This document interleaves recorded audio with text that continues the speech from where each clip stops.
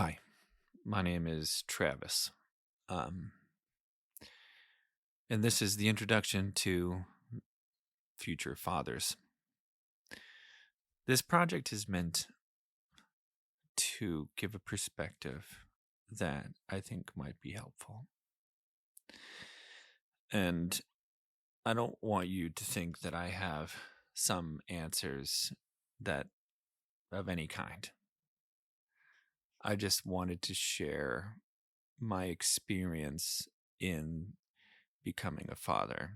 Um, right now, my son is sleeping on the floor next to me.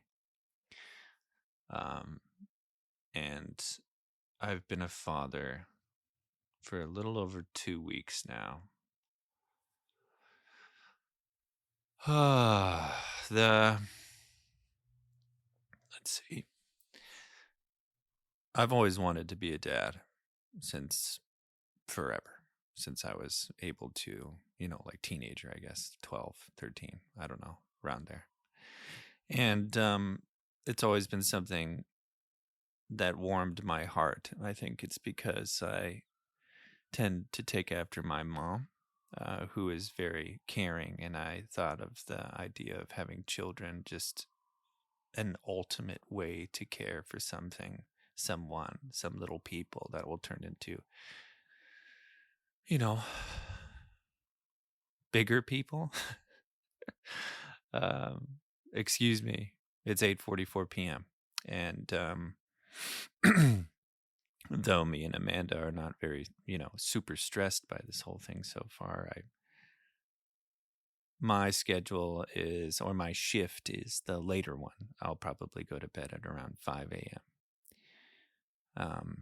Regardless, I won't go on too much. To Future Fathers is an attempt to give you a framework that I think is unique.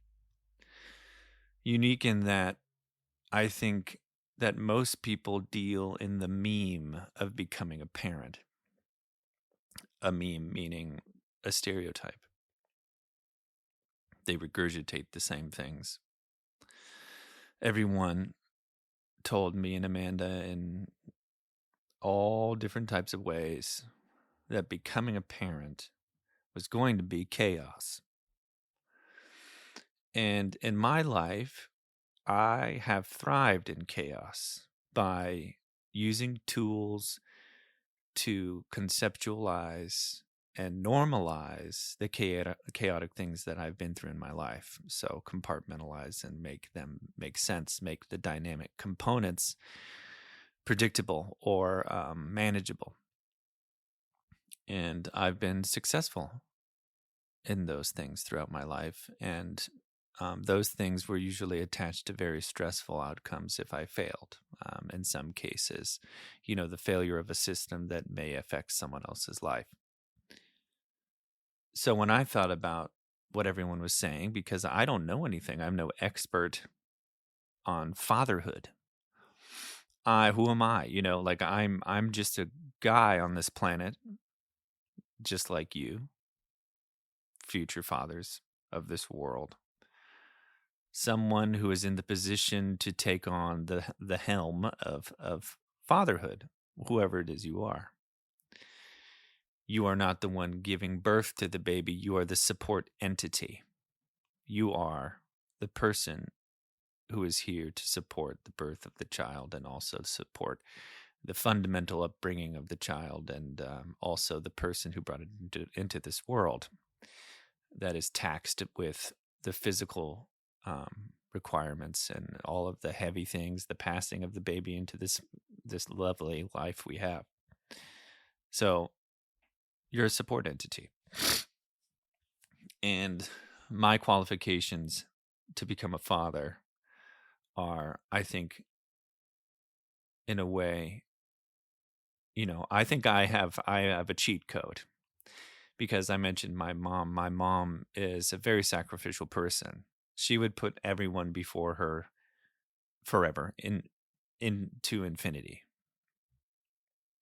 And I believe I am some version of that. And in my 20s, my late 20s, I decided that I needed to have some measure of selfishness in order to not just be consumed by this all powerful urge to just serve others and not expect anything back. It was having a negative effect on me in my life. And I think I successfully did that. Um, and for me, religion has something to do with this. I believe that God has led me in my life, and whether you believe in God or not, that's irrelevant. That doesn't have anything to do with your journey, but for me, it had everything to do with it. And I wanted to have a child, several children, by 25 years old, but something else was planned for me, and I ended up having a child now at 37 years old. This upcoming month in October, I will be turning 38. I'm sad that I am not a young father because I look forward to every second that I get to be a part of my child or children's lives. It's a beautiful thing. I would challenge you to find something more beautiful than fostering a life and being the helmsman of that life, doing your best to direct them in the correct direction and with intent. And whether or not that sticks, who knows? The part of the parents' legacy and challenge is to just try to get them in the right road. But that's neither here nor there. Future Fathers is to give you some tools and hopefully an understanding of what you'll be transitioning into. Um, I wrote out a little table of contents today, and some things I want to hit are these, and they may change because, as most things I make, it is alive, and I am constantly making uh, changes to most things I create. I don't know what the ultimate product will be until it's done. But chapter 1 is you're going to be a father, and that's upon finding out, that you're going to be a dad. That fuse is lit. What does that mean?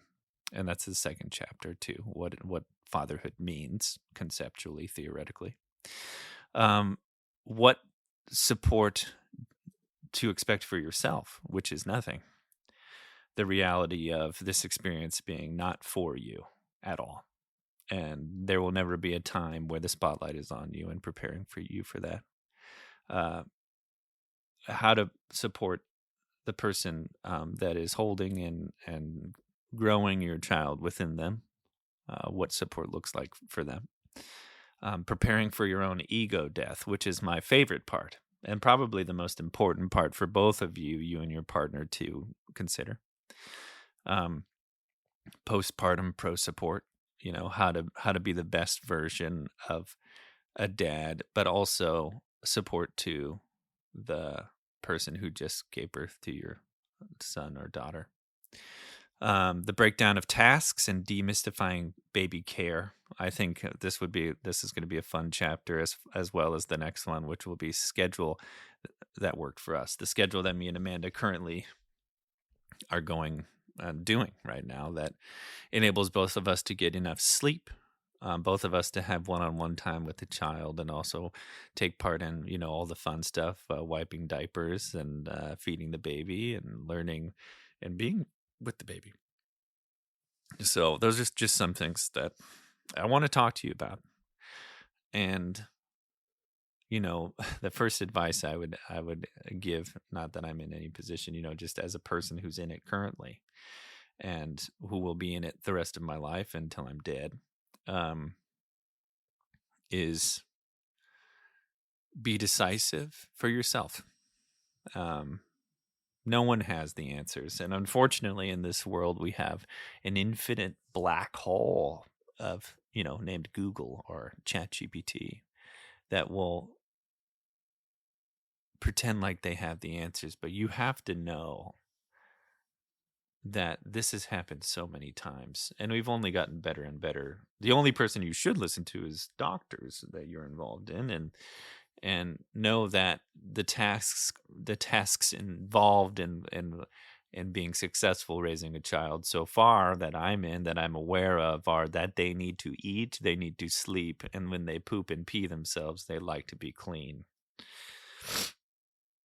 So it's counterintuitive because here I am writing, not writing, but speaking this and hoping to positively impact you as a father.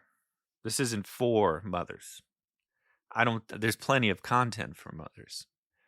I just hope you'll be able to listen to the rest of this little series, and I hope it helps you because none of them are do X, do Y, and you will succeed. It's more of a kind of like how I grew up and I learned piano theory rather than actual songs, memorizing songs. I learned the theory of playing piano, and I hope to explain to you in theory what it is to be a good father and a good husband, whatever that is to you. Husband, wife, who knows? I don't know what your situation is. But to succeed in your support role effortlessly. And I hope you enjoy it because it'll be, for me, therapeutic to say. And even though, 2 people will listen to this, I hope those 2 people are positively impacted. And I hope that you look forward to the chapters that come after this. I will be doing this hopefully every night until I'm done. So, how many chapters was that? 1, 2, 3, 4, 5, 6, 7, 8, 9. 9 days worth. So, I just want to help. And I think a big part of succeeding in this whole realm is the ego death part. And I'm very excited to at least just chat about all this stuff because it's wild, man. Like no one prepares you. Everyone's very willing to say, like, it's insane. And even our doctors said it was going to suck, which is weird. Most people will give you this gloom and this like dark cloud in the distance as you get, closer and closer to your delivery date. Like, oh, here it comes. Like, here comes the absolute insanity of child rearing. But I'm sitting here starting my 3rd week, and I'm also very aware that this is dynamic. Here I am recording this. And who knows, weeks from now, I could be absolutely insane, but I don't think so. Mostly because, like I said, I have had a career in life of making sense out of chaos and dynamic situations, and I just want to help you to try and do that too. I've had and studied psychology and sociology and humans in general for the last 17 years. I'm in no part a professional in the sense that I have no practice or anything like that, but in my own, I've helped people responsibly, and I have, a group of people who would vouch for the advice I give and the honesty that embodies me, my honesty core. So take it all with a grain of salt.